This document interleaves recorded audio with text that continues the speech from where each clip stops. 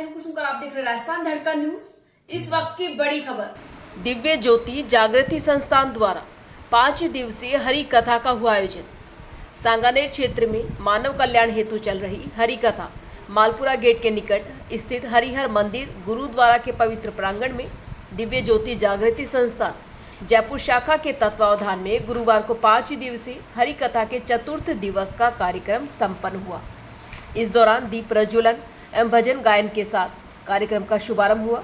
इस अवसर पर दिव्य गुरु श्री आशुतोष जी महाराज की शिष्या व कथा व्यास साध्वी लोकेशा भारती जी ने महाभारत की परम कृष्ण भक्त द्रौपदी के साथ हुई घटित घटनाओं का मार्मिक विवेचना की। उन्होंने बताया कि द्वापर युग में जब परम प्रतापी पांडवों की रानी द्रौपदी का भरे दरबार में चीरहरण किया जा रहा था, तब किस प्रकार युग पुरुष भगवान श्री कृष्ण ने द्रौपदी के अस्मिता की रक्षा की। द्रौपदी के जीवन का उदाहरण देते हुए साध्वी जी ने बताया कि किस प्रकार ईश्वर हमारे द्वारा बढ़ाए गए एक कदम के बदले वह हमारी ओर 1000 कदम चलकर आते हैं। Bureau report Chandrabhan Saxena. बड़ी अपने तीर से उस सर्प को फेंक दिया और उसको उठाकर झाड़ियों में फेंक दिया और झाड़ियां कांटों से भरी हुई थी। उन कटीली झाड़ियों में उस सर्प को फेंकने से उस सर्प के पूरा शरीर जो था वो कांटों से बिक गया और एक रक्त की एक बूंद उसमें से टपके। आपने धूप अगरबत्ती का धुआं किया, क्यों किया?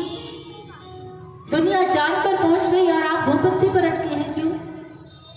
कोई और तरीका भी अपना सकते थे, सेंट की खुशबू रख लेते, इत्र रख लेते। परम योगेश्वर स्वरूप का दर्शन करोगे। क्या कहा भगवान ने? इन भौतिक नेत्रों से नहीं देख सकती, क्योंकि ये नेत्र माया को देखने के लिए बने हैं। इन नेत्रों में माया दिखती है, भ्रम है इनमें। ये रस्सी को सांप समझ लेते हैं। ये कोई युवा भाई बहन जा रहे हैं तो उनको ये नहीं पता चलेगा व्यक्ति को कि ये भाई बहन है कि कौन है, नहीं समझ सकते। ये अंधेरे में डर जाते हैं, कपड़े को देख के जानवर समझ लेते हैं।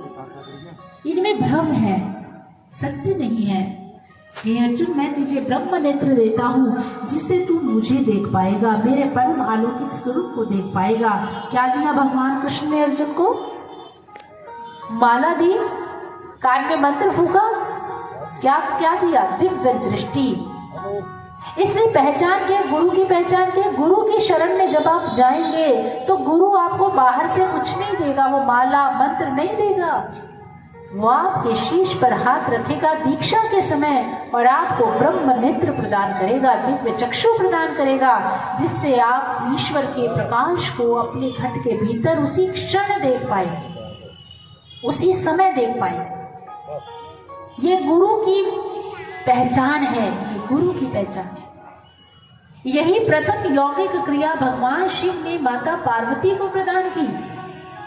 भगवान श्री कृष्ण कहते हैं कि योग के आरंभ में हे पार्वती, अंतर जगत में दिव्य तेज दिखाई देता है, प्रकाश दिखाई देता है, तुम उसको देखो, उसका दर्शन करो। अब विचार कीजिए, ये तो देखा ही नहीं तो भक्ति शुरू कहाँ हुई? अभी तो आग जली नहीं है। मुझे घटना याद आ गई।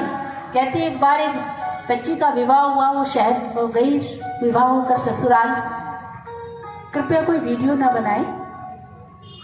तो जब विवाह होकर ससुराल गई तो घटना बताती है कि उनके साथ ही तुम्हें भोजन कुछ ना कुछ अवश्य बनाना हो। तो बहुरानी ने कहा कि माता जी, अब क्योंकि बनाना तो कुछ भी नहीं आता था, बेचारी पढ़ी लिखी तो बहुत थी पर बनाना नहीं आता था। तो वो क्या करती है, वो कहती कि ठीक है मैं बना लूंगी। माता जी तो इनविटेशन देने चली गई आस पड़ोस में, जैसे बुला लेते हैं कि भाई हमारी बहुरानी आज कुछ बनाएगी, भोजन बनाएगी तो आप भोजन करने आना।